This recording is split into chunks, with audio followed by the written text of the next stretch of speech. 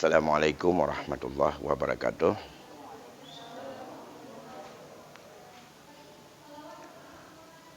Alhamdulillahirabbil alamin. Wal 'aqibatu lil muttaqin. Wala 'udwana illa 'alal zalimin. Allahumma shalli ala sayidina Muhammadin sayyidil anbiya'i wal mursalin wa ala alihi wa ashabihi ajma'in. Amma ba'd. Segenap puji beserta syukur kembali kita persembahkan kehadirat Allah Subhanahu wa taala. Selawat dan salam kehariban junjungan kita Nabi besar Muhammad sallallahu alaihi wasallam pada keluarga dan sahabatnya sekalian.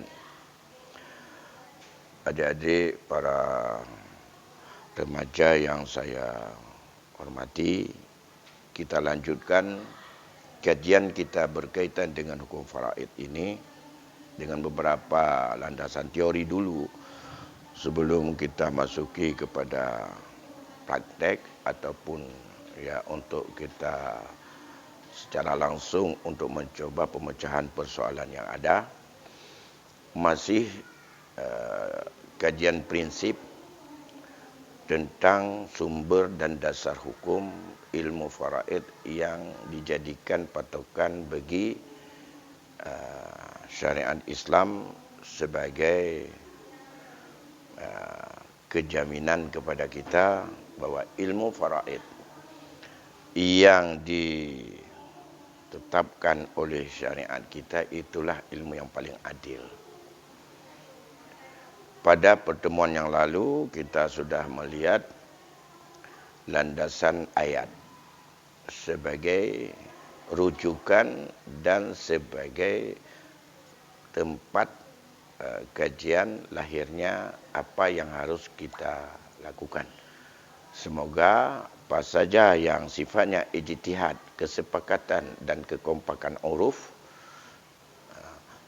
patronnya untuk melihat apakah itu bertentangan dengan syariat atau tidak sebagai standar uruf yang dijadikan sebagai landasan dan sumber hukum, salah satu daripada dasar hukum syariat untuk bisa diterima bila tidak berhadapan dan tidak bertentangan dengan nas syara', yaitu ayat dan hadis.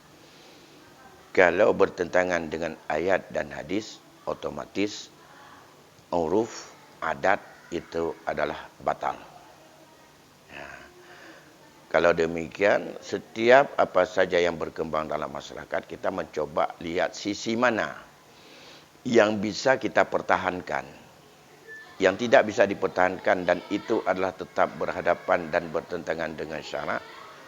Secara tauhid kita wajib untuk menjauhinya. Kalau tidak, berarti itu akan terjadinya ancaman Allah seperti yang pernah kita sampaikan dalam surat An-Nisa ayat 13 dan ayat 14 tersebut. Ada 3 landasan ayat hari itu. 11, 12 dan 13. Sekarang kita melihat landasan hadis yang menjadi sebagai dasar untuk pegangan kita dalam melaksanakan titah Allah sebagai tanggungjawab terhadap peninggalan orang yang meninggal kepada kita orang yang hidup. Apakah itu ahli warisnya? Apakah kita ini sebagai ilmuwannya?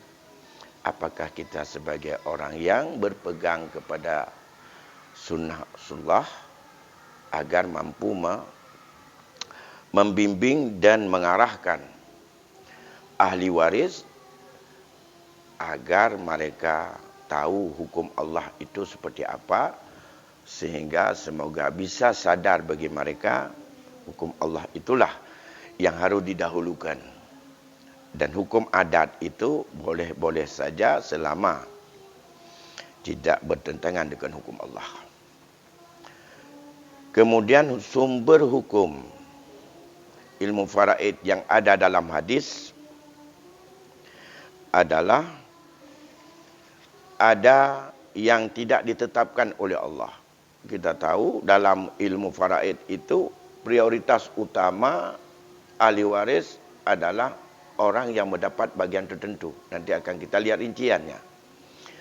Orang yang mendapatkan bagian tertentu itu ada yang bagiannya 1/2, 2/3 dan seterusnya dengan 6 bagian yang ditetapkan oleh Allah. Dan itu dominannya adalah penetapan Allah. Bukan penetapan Rasul di dalam hadis. Penetapan Rasul dalam hadis yang pertama adalah tentang fungsi hadis. Yang pertama, Rasul memperkuat dan mendukung, memperkuat terhadap pernyataan ayat. Ya, seperti di antaranya sumber yang paling utama, bukan dengan organnya, bukan dengan prinsip tentang penting dan untuk bagaimana signifikansinya ilmu ini, tapi menyangkut dengan masalah ketentuan bagian bagi ahli waris. Pertama adalah hadis bersumber daripada Ibnu Hibban radhiyallahu an, di mana hadisnya bersumber daripada Imam Bukhari Muslim muttafaq alaih. Rasulullah bersabda, itu menjadi dasar, yaitu alhiqul fara'idha li ahliha itu.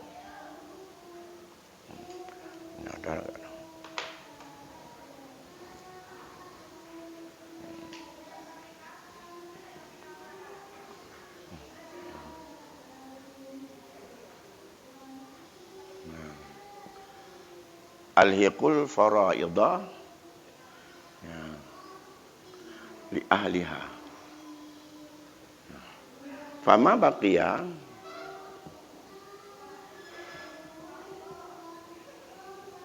bahwa li aula rajulin zakarin.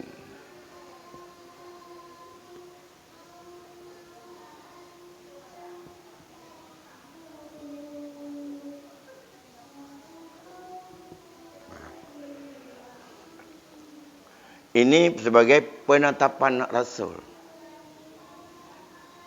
Alhiqul fara'idha li ahliha. Siapa ahliha? Itulah yang ada dalam ayat hari itu.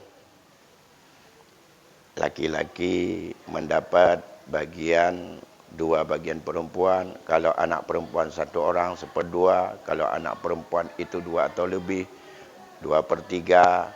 Kemudian kalau ada anak bagi si mayat, auladnya, maka diabawai likulli wahidin minhum as-sudus, bagi 2 ibu bapa dapat 1/6, 1/6, 1/2, 2/3. Itulah al-faraid yang telah Allah fardukan. Rasul memerintahkan, berikan dahulu, alhiq, hubungkan, serahkan kepada ahlinya segala apa yang telah Allah fardukan. Setelah fardu-fardu itu ada, diberikan, mungkin dah habis, mungkin hanya mendapatkan bahagian hanya 1/2, lain enggak ada. Nah, inilah kata Rasul, fama baqiya, kalau ada sisa, jadi apa yang tersisa tak habis diambil oleh segala orang yang mendapat fardu, bahwa itu adalah untuk yang lebih utama dari laki-laki yang berkelamin laki-laki, bukan laki-laki remaja dewasa. Karena begini, istilah Arab itu ar-rajul itu laki-laki dewasa. Zakar, az-zikru itu adalah boleh dewasa, boleh tidak dewasa, yang dia itu adalah sebagai anak yang punya kelamin laki-laki. Maka ditaukidkan. Mengapa ditaukidkan demikian oleh Rasul? Karena saat itu dalam tradisi jahiliyah, semua ahli waris laki-laki syaratnya baru menjadi ahli waris bila sudah dewasa. Anak kecil tidak dapat. Ya, tidak sanggup lagi memangku senjata untuk berperang, membela kelompok dan kabilahnya, maka mereka tidak punya hak mendapat warisan. Makanya ini ketegasan Rasul, setiap laki-laki yang lebih utama, aula. Siapa yang lebih aula? Di antara laki-laki yang berjenis laki-laki itu, Tidak hanya laki-laki dewasa. Maka disinilah lahir. Di sini lahir bahawa dalam ilmu faraid itu, kalau orang-orang yang mendapat bagian tertentu habis mendapatkan bagiannya, maka laki-laki yang utama ini enggak dapat apa-apa. Karena enggak ada sisa. Dan ini bukan istilah wali. Dalam hukum faraid bukan wali. Anak kecil bahkan dalam kandungan dia dianggap laki-laki yang berjenis laki-laki. Sedangkan anak kecil itu belum dianggap sebagai seorang wali. Karena wali itu baru bisa menjadi wali seorang yang balik dan berakal. Anak kecil bagaimana jadi wali? Maka sedangkan urutan perwalian berbeda dengan urutan asabah. Inilah orang-orang yang disepakati ijma' para ulama sebagai kelompok asabah.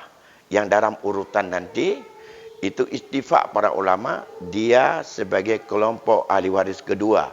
Bila ada ahli waris pertama dan habis, ahli waris kedua ini, kelompok kedua tidak dapat.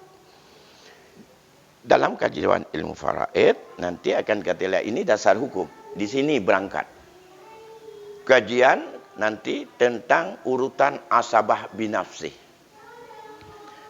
Asabah binafsih artinya ia dengan sendirinya bisa menghabiskan seluruh pusaka bila tidak ada zawil furud, atau mengambil seluruh sisa apabila setelah diambil oleh orang-orang yang mendapat bagian tertentu itu adalah masih ada sisa. Berapa saja sisa, kecil atau besar. Bahkan tidak ada sama sekali, dia ngambil semuanya. Aula rajulin zakarin inilah yang berkembang menjadi urutan asabah binafsih. Nanti, siapa asabah binafsih? Kelompok kedua. Anak laki-laki, cucu laki-laki, ayah, kakek, saudara kandung, saudara sebapak, anak laki-laki saudara kandung, anak laki-laki saudara sebapak, paman kandung, paman sebapak, anak laki-laki paman kandung, anak laki-laki paman sebapak, dan seterusnya. Nanti akan kita lihat rincian pada kajian tentang kelompok ahli waris asabah. Nah, ini dasarnya. Yang kedua, hadis riwayat Muslim. Kita lihat nanti dulu, nanti baru kita urut setelah dari bermacam ijtihad yang ada, berbeda dalam 4 mazhab, dan apa yang menjadi penetapan dalam kanun-kanun atau hukum-hukum tentang faraid yang berlaku di belahan bumi mayoritas Islam, terutama seperti Mesir, Tunisia, kemudian di yang mereka sudah ada undang-undang khusus yang diakomodir ini semuanya. Yang diriwayat Muslim begini, hampir sama dengan ini. Aqsimul mala baina ahlil faraid ala kitabillah. Itu hadis Muslim.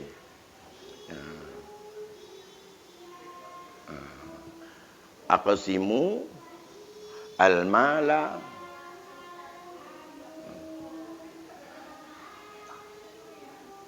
ala ahlil faraid. Ya.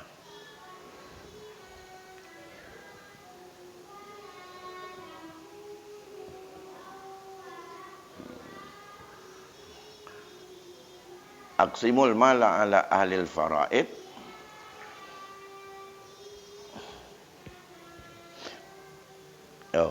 aqsimu baina ahlil faraid ala kitabillah. Baina bukan ala sini. Aqsimu baina ahlil faraid ala kitabillah.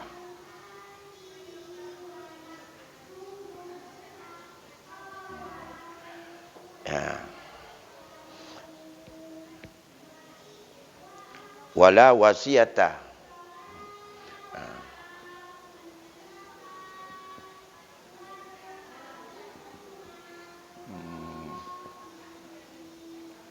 Di ahliha lil waris alal wala wasiyata liwarisin.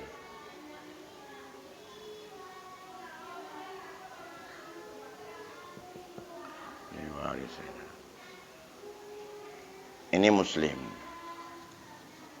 Di sini. Ini perintah juga, ketegasan Rasul. Rasul di mana kebiasaan, kekuatan ayat surat Al-Baqarah 180. Itu. Di mana kutiba alaikum idza hadara ahadakumul maut antara kanil wasiyata lil walidaini wal aqrabun. Itu ayat itu setelah turun ayat ini al-faraid, segala yang Allah fardukan, Rasul menetapkan bagilah harta antara ahli waris, ahli fardu. Siapa ahli fardu? Itu yang kita kaji kemarin. Berdasarkan ayat, berdasarkan kitab Allah. Maka tidak ada lagi wasiat bagi ahli waris. Mula-mula ada perintah, wajib bahkan berwasiat kepada dua ibu bapa dan kaum kerabat. Tapi setelah turun ayat wasiat Allah, yusikumullah fi auladikum, Rasul menetapkan tidak ada lagi wasiat bagi ahli waris.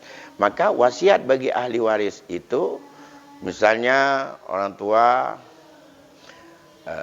sebelum meninggalnya sudah menetapkan ini kepada anaknya yang ini, yang ini, yang ini, yang ini. Itu tidak sah sebelum ada persetujuan seluruh ahli waris setelah ia meninggal. Tapi wasiat kepada jalan kebaikan yang lain, itulah yang dimaksud wasiat min ba'di wasiyatin yusi biha audain di dalam ayat 11 dan ayat 12 surah An-Nisa. Ini landasan hukum. Satu lagi, ada hadis lagi, hadis lain banyak sekali. Rasul mengatakan, innallaha qad a'ta.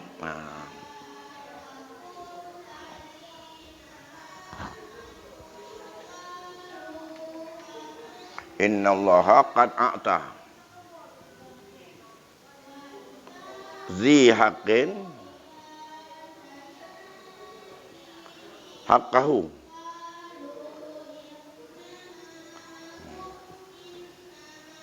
Fala wasiyata li warisin juga ujungnya.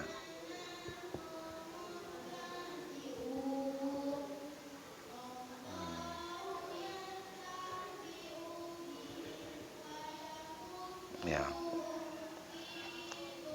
Ini juga hadis ini Muslim. Allah telah memberikan orang yang punya hak akan haknya. Anak laki-laki, anak perempuan, paman, siapa saja sudah Allah tetapkan. Nanti kita lihat siapa saja yang Allah tetapkan itu.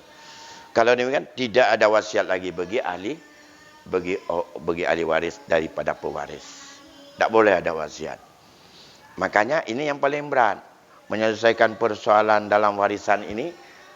Karena banyak orang tua hari ini sebelum dia meninggal sudah memberikan wasiat, nanti tidak sudah menampakkan ini. Maka ini satu problem. Padahal untuk tidak ada lagi wasiat, yang ada dalam mazhab-mazhab mengatakan wasiat itu boleh, sah, hukumnya dibuat makruh untuk ahli waris karena ada indikasi setelah pewaris meninggal, bila seluruh ahli waris sudah balik dan berakal menyetujui, maka itu adalah bisa dilanjutkan wasiat itu. Tapi kalau tidak disetujui oleh ahli waris, itu tidak ada durhaka di situ. Karena memang Allah sudah melarang tidak boleh wasiat pada ahli waris. Karena mengapa? Belum tentu bisa untuk kita memberi keadilan. Ini 3 hadis dulu yang menyangkut dengan dasar hukum. Lain banyak hadis, ada 16 hadis yang lainnya menyangkut dengan asbabul wurudnya, asbabun nuzul ayat ini dan lain, nanti kita lihat dalam perjalanan. Sekarang saya ingin lanjutkan dulu dengan landasan yang ketiga. Landasan pertama, sumber hukum faraid ini ayat kemarin. Sumber kedua ini perintah-perintah Rasul hingga melahirkan di sini terhadap, nanti akan kita mengulang di saat kita bicarakan per item tentang asabah, dan larangan wasiat. Kemudian juga pembatalan-pembatalan lainnya nanti dalam ayat-ayat yang lain. Di saat kita melihat bagaimana tradisi jahiliyah sebelum ayat waris turun terhadap masalah pembagian warisan di kalangan orang-orang baik, orang musyrikin, dan jika itu berlanjut sebagai turun hukum Islam kepada orang-orang yang duluan wacana masuk Islam. Dan itu satu persatu diperbaiki. Walaupun itu muncul lagi pada kita saat ini. Kemudian ada dasar hukum ijma'. Ijma' itu bukan ayat, bukan hadis. Nah, yang pertama, banyak sekali berkaitan dengan ijma' ini. Yang dasar hukum. Tapi ijma'nya ijma' sahabat. Dan ada yang disepakati saat lahir hukum pada masa sahabat. Dan ada yang tidak disepakati. Ya. Di antaranya ada kasus setelah wafat Rasulullah. Terjadi sebuah kasus. Yang ini sering untuk terjadinya problem yang dikenal dengan aul. Pada satu ketika terjadilah kasus, ditanyakan kepada Sayyidina Umar, ada ahli waris yang ditinggalkan 2 orang saudari kandung dan suami.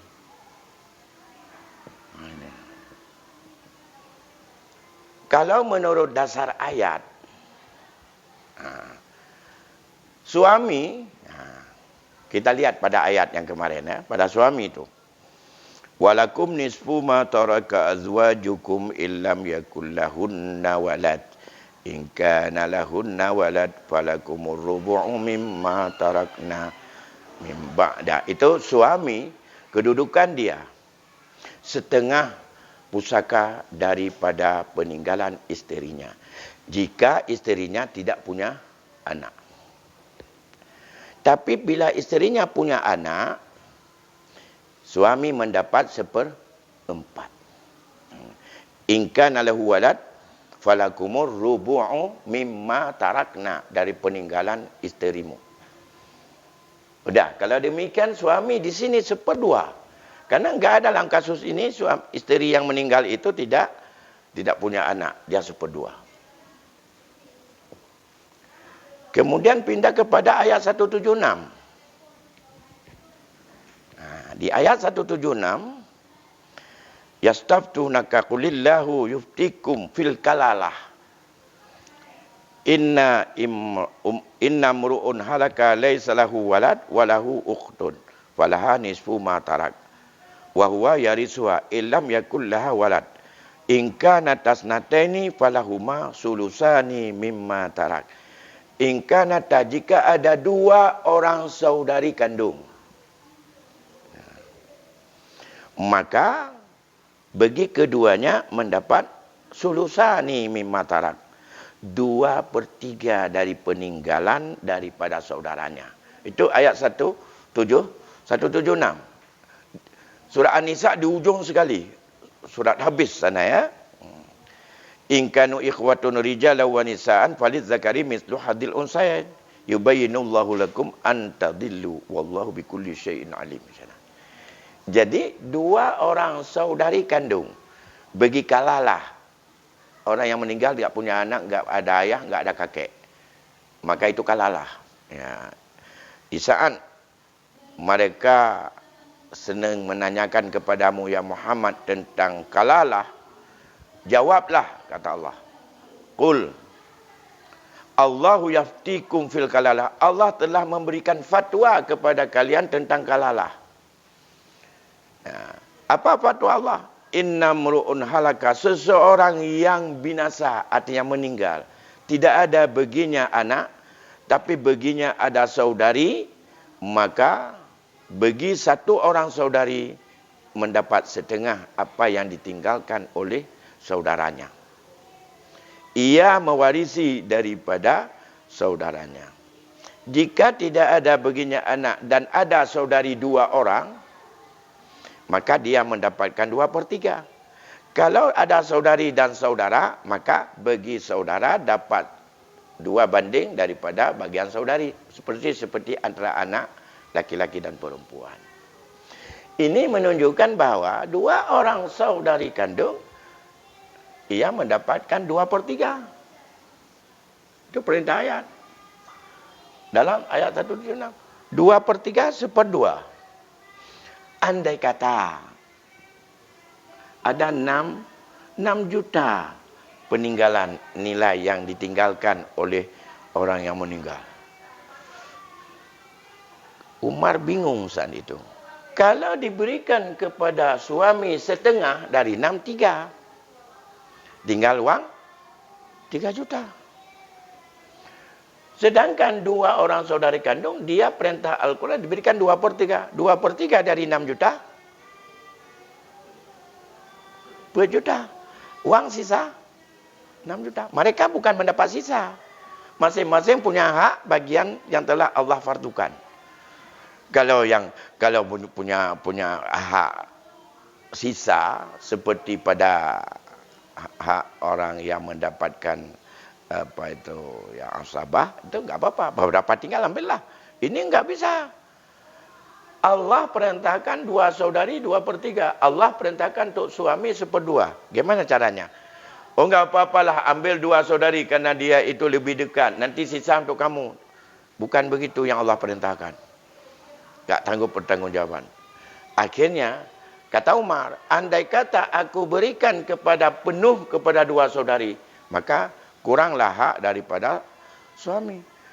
Saya berikan kepada suami penuh 1/3, kurang hak 2 orang saudari.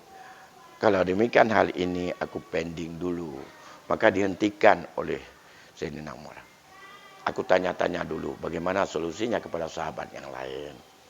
Ini panjang dalam setiap fiqh mawaris itu ada diceritakan kasus ini. Inilah yang melahirkan aul nanti. Ada satu istilah dalam ilmu faraid itu ada penyelesaian pembagian warisan dengan jalan aul. Nah, akhirnya dalam riwayat bervariasi. Ada yang mengatakan solusi yang diberikan itu adalah pendapat pertama Sayyidina Ali. Ada yang mengatakan Ibnu Abbas. Ada yang mengatakan Zaid bin Sabit. Apa solusinya? Ya Amiril Mukminin, berikanlah kepada mereka masing-masing itu sesuai pengurangan, sesuai dengan kadar yang mereka dapatkan. Tanpa merubah ayat. Ini enggak bisa dirubah. Tapi berikan hak mereka, pengurangan sesuai menurut kadar yang harus mereka dapatkan. Atas dasar itulah kalau demikian, ini dasarnya berapa? 2 dengan 3 ini nanti ada metode kaifiatul tawzi', cara pembagian pusakanya, maka tetapkan dulu. Ini 3 dari berapa, 2 dari berapa. Cari angka 3 dan angka 2. Ya, buka pintu, masuk adik. Silakan, masuk Jadul. Hari ini darurah, besok kita sterilkan ruang ini saja nanti. Ini juga lebih enak ada. Kalau hari Kamis jam-jam 8 sudah dihidupkan, mungkin kita lebih dingin ya. Jadi kembali mari. Cara untuk penyelesaiannya supaya mendapat kekurangan yang seimbang, bukan kelebihan ini, kekurangan seimbang. Tidak boleh satu ngotot kepada ayat. Lantas cari angka yang pertama dulu. 2 dengan dan 3 ini angka apa yang habis kita bagi? Angka 6. Itulah menjadi angka pokok. Atau disebut dalam istilah akademisnya itu KPK. Kumulatif, persekutuan terkecil daripada angka-angka untuk diberikan ini semuanya. Bukan KPK Jakarta. Nah, ada 6 sebenarnya angka pokok. Kalau 6 ini dikali 6 dulu supaya tahu berapa minus. Sama dengan di sini 4. Ini belum bicara uang ini. Uang berapa saja enggak ada urusan kita. Ini bicara rumus dulu. 4, di sini 3. Kalau ini dijumlahkan jadi 7. 4 tambah 3 jadi 7. Sedangkan angka pokok tempat keluar masing-masing adalah 6. Maka belum bisa dibagi wang yang 6 juta ini sebelum sesuaikan antara asal angka pokok dengan angka distribusi. Ini disebut distribusi atau angka pembilangnya. Yang dihitung ini. Yang keluar dari sini. Kalau demikian harus sesuai dulu angka yang akan dihitung dengan angka perhitungan yang ada. Maka ini minus 1 tambah 1 sama dengan 7. Maka penyelesaiannya tidak mengganggu kemari. Ini perintah ayat, tak boleh diganggu. Ayat muhkam itu, ayat konkret. Menyokong ayat je tak ganggu pertanyaan. Ini enggak rumusnya, ini harus dicari begini dalam rangka bagaimana mengamalkan ayat perintah Allah. Inkana isnatani walahunna sulusa ma tarak. Ini juga demikian. Illam yakul lahu walad walakum nisfu ma tarak. Nyan ayatnya dirubah. Nyan ayat muhkam yan. Konkret ayat itu. Bagaimana rumusnya yang harus untuk dicari agar ini bisa dibagi, mendapat ujungnya pengurangan yang seimbang kepada mereka. Kalau sudah begini, maka sudah barulah dibagi uang itu. Untuk saudari 2 orang 4 per 7. Baru dikali dengan ini nanti bab metode penyelesaian masalah. 4 uang berapa? 6 juta. Ini akan berubah uang ini. Sesuai ini baru di lapangan ini. Baru tanya sama keluarga orang meninggal, berapa nilai harta semuanya. Sini kemari enggak ada urusan dengan itu hak ilmu. Itulah hak ahli faraid. Ini yang dari mereka. Padu ke bapeng bapak dah meninggal, yang dia tanya, yang nak tepu tengku. Para ahli faraid enggak tahu, Rasul sendiri enggak bisa tahu juga itu. Dah. Baru 4 kali 6 bagi 7 sama dengan inilah yang hasil dapat. Ini dapat lebih kurang 2.540.000 sekian. Ini kira-kira 3.440.000 sekian. Itulah yang hasilnya. Kalau sudah sampai ke situ, itu tanya sama Jepang aja lebih cepat jawabannya dah. Artinya tegak kalkulator aja. Itu tanya sama Jepang. Artinya 4 kali 6 juta bagi 7. Berapa keluar, itulah dia. Ya, kalau yang 2/3 itu 3, sekian ya. Di sini ini 3, sekian. 3.400.000 sekian. Ini 2.500.000. Di sinilah letaknya. Seorang suami meninggal isteri, dia tidak bisa mengatakan berapa tirkahnya 100 juta sama dengan hak saya setengah. Berapa? 50 juta enggak itu. Ini setengah dari 6 ternyata 2.400.000 sekian. 2.500.000 sekian. Bagaimana kalau nanti kekurangannya bukan 1, ini 1 kekurangan. Tapi ada kejadian nanti kekurangannya bukan 1, 4 kekurangan.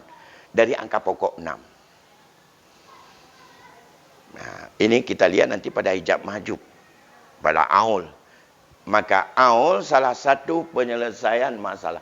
Dalam konteks ini, bicara asabah tidak ada lagi. Jangankan untuk asabah, zawil furud aja enggak cukup. Karena mereka menunggu sisa. Ini jangankan sisa, mereka enggak cukup. Maka dalam konteks inilah nanti ada lahir dengan al-mawaris mas'um, ada al-mawaris al-mabruk. Ada yang menguntungkan, ada yang merugikan dengan kehadiran daripada saudara-saudaranya yang laki-laki nanti. Ini yang perlu sebab. Ini ijma'. Aul dalam penyelesaian warisan ijma' para ulama. Ijma' sahabat. Gak ada seorang sahabat pun yang mengkomplain dan tidak sepakat dengan ini. Kalau pada masa sahabat masih bisa untuk didapatkan kata ijma'. Orangnya nak dapat ijma'. Antara ulama Aceh dengan ulama Jawa aja nggak bisa sepakat. Bagaimana kalau mau lihat ulama sedunia? Tapi kalau masa-masa Rasul, masa sahabat bisa konsensus seluruh sahabat masih terjangkau di Madinah, di Makkah saja, mereka sepakat dengan pendapat ini. Rumusan yang ditawarkan oleh Zaid, begitu juga Ibnu Abbas dan Ali, ditegah oleh Umar, menjadilah namanya penyelesaian pembagian warisan dalam kasus tertentu dengan jalan aul, itu adalah ijma' dan sepakat para sahabat Rasulullah. Nah, ini sama dengan ada beberapa lain yang ijma' nanti. Tapi ada yang sifatnya itu ijtihad dan tidak mendapat kesepakatan. Nah, contoh tentang hijab mahjub. Ya. Dan hijab mahjub, andai kata ahli waris ada ayah, ada kakek, ada saudara kandung. Ya. Para ulama tak sepakat bahwa saudara kandung gugur dengan sebab ada ayah, dengan sebab ada kakek. Kalau dengan sebab ada ayah, itu adalah sepakat seluruh sahabat bahwa saudara kandung gugur bila ada si mayat meninggalkan ayah kandungnya. Maka saudara kandung tak menjadi ahli waris. Itu sepakat dalam hijab mahjub. Tapi andai kata sekarang bukan ayah sudah meninggal, yang ada kakek. Tapi ada saudara kandung si mayat. Saudara kandungnya ada, kakek ada. Dan itu mayoritas ulama mazhab dan juga ada silang pendapat mulai pada masa sahabat.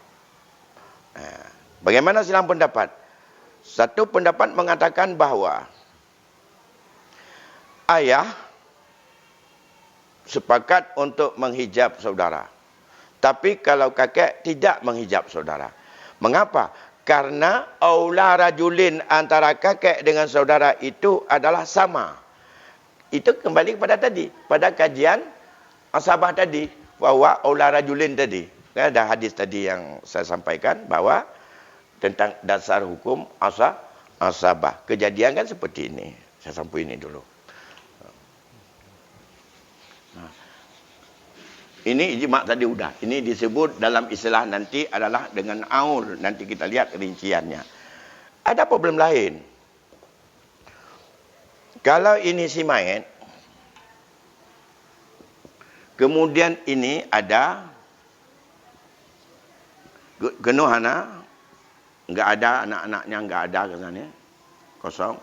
Tapi ini ada kakek, jiddun. Tapi di sini juga ada saudara ayah, saudara si mayat.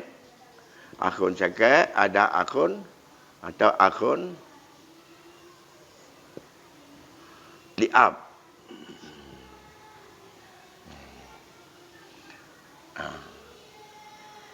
Ini saudara-saudara si mayat. Ayahnya sama. Ini juga saudara sebapak, mamaknya berbeda. Ini kakek si mayat.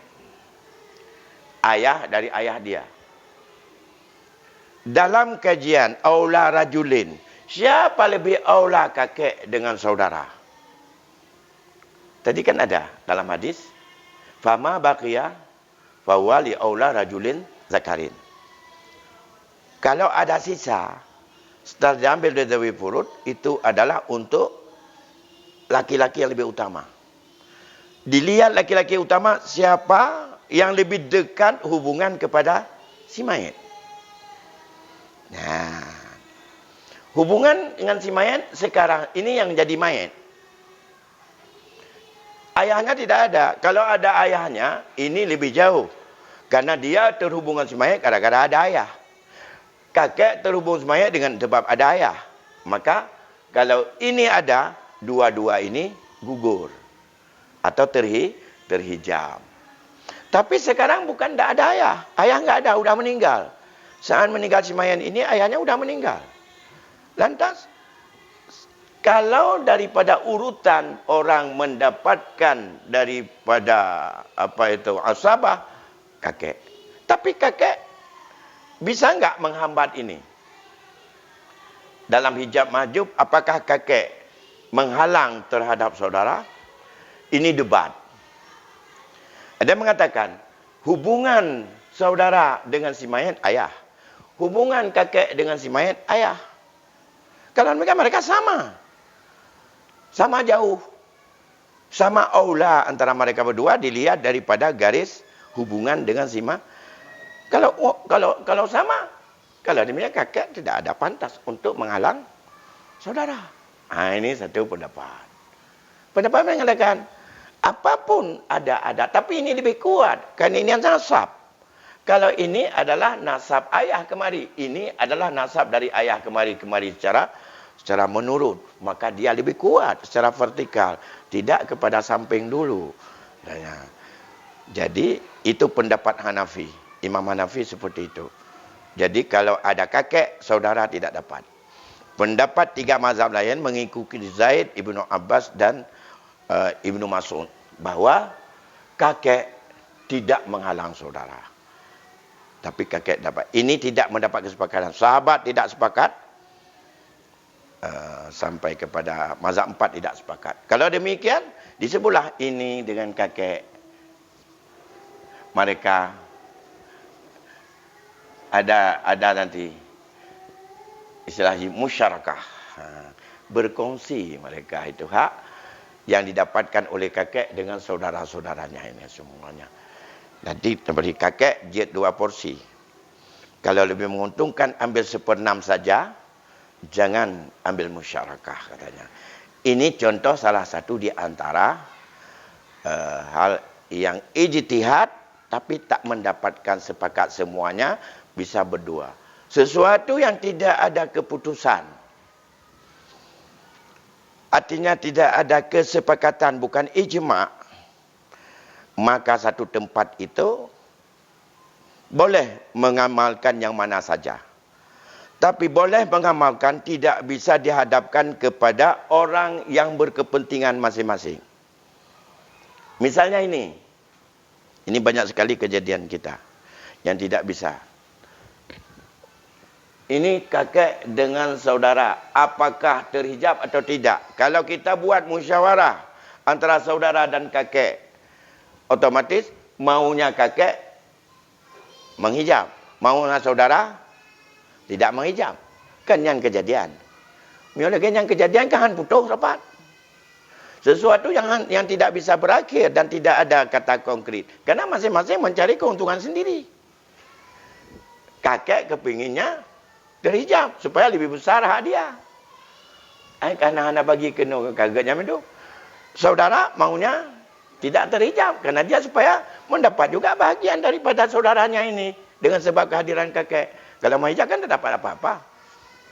Inilah yang tidak bisa. Maka dalam konteks inilah tidak bisa dilakukan sesuatu yang ada khilafiyah dalam tataran ilmu kecuali dengan adanya ketetapan undang-undang.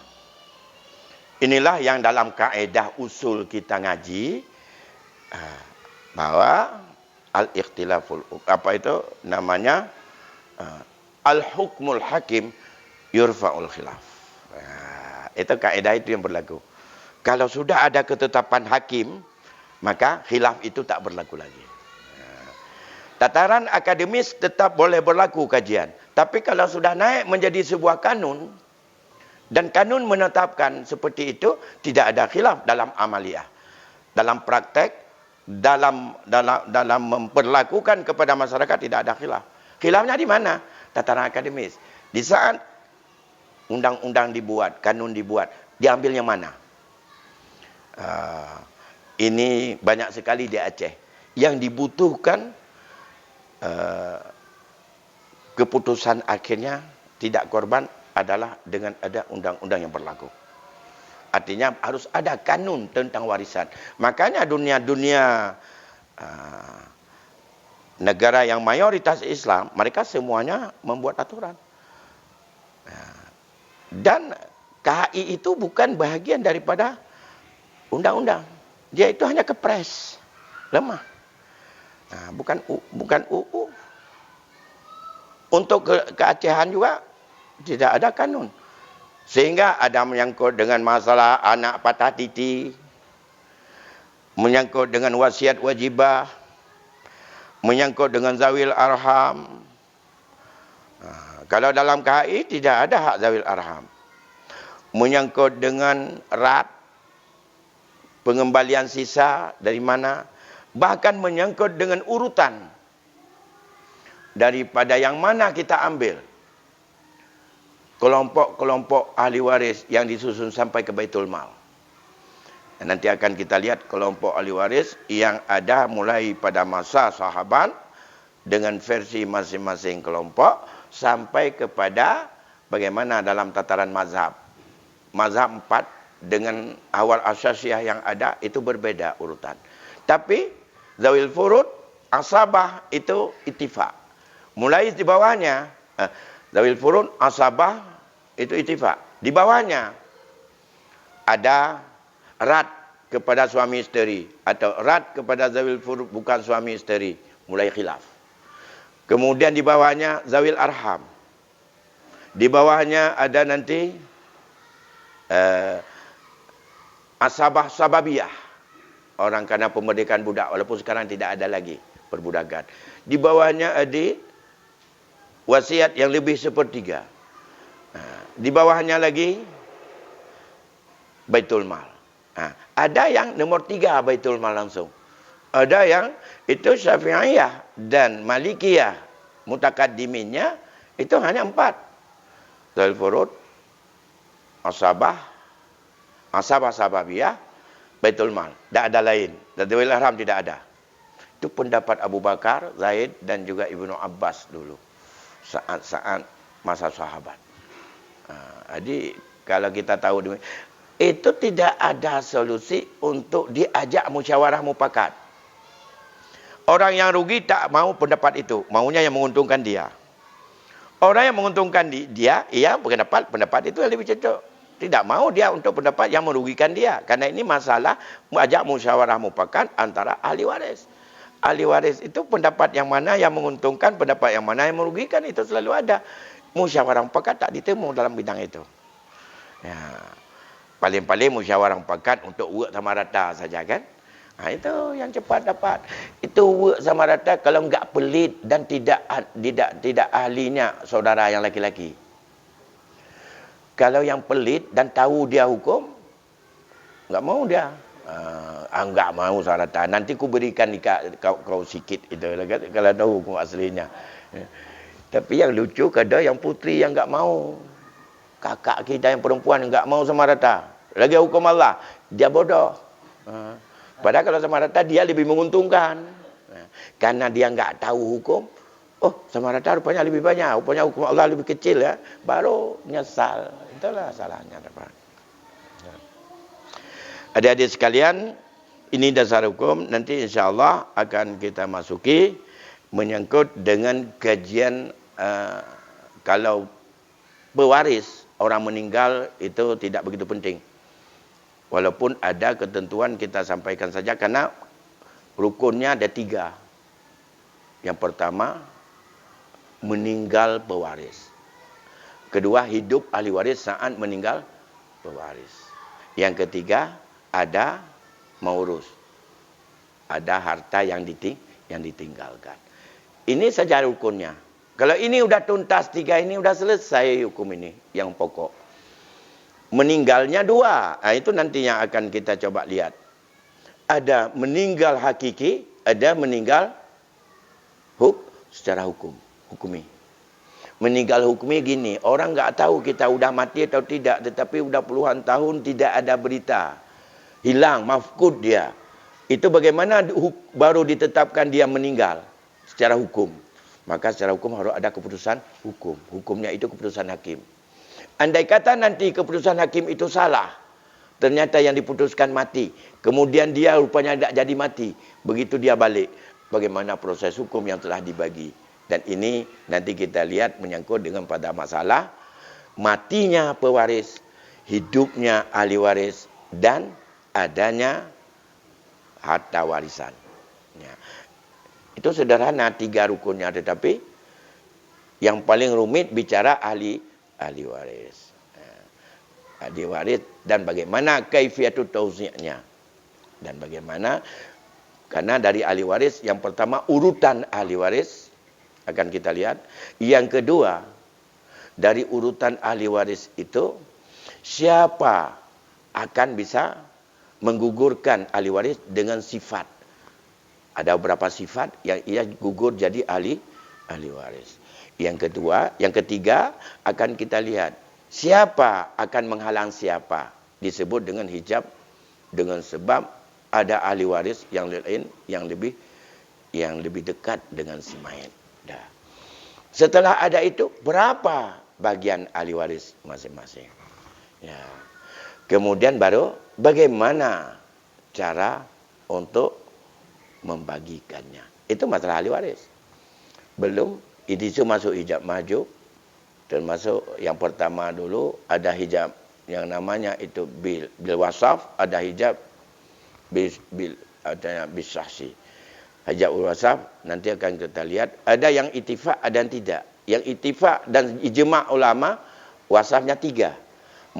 Yang pertama kafir, yang kedua pembunuhan, yang ketiga perbudakan. Tapi ada yang dipertentangkan. Pertama murtad, kedua berbeda negara, dan ada satu lagi. Itu dipertentangkan di antara para ulama. Kita meninggal seorang ayah di Malaysia. Atas pendapat ini, anak yang warga negara Indonesia tak dapat warisan karena berbeda negara. Itu ada yang begitu. Tapi ini tidak ittifaq. Yang ittifaq masalah kematian, masalah perbedaan agama, dan masalah karena terjadinya perbudakan. Setelah perbudakan dimerdekakan, maka dia itu adalah menjadi orang yang dia sedang jadi budak, dia tidak punya hak mewarisi dari siapapun. Karena dirinya saja itu adalah harta orang. Bagaimana dia ingin memiliki harta. Dan itu sebabnya. Saya pikir demikian adik-adik sekalian. Ini sudah jam 10:15. Kita mulai tadi jam 9:15. 1 jam seperti rencana kita. Demikian. Lebih kurang saya mohon maaf dulu sampai di sini. Dan kita akhiri. Wallahu a'lam bishawab. Assalamualaikum warahmatullahi wabarakatuh.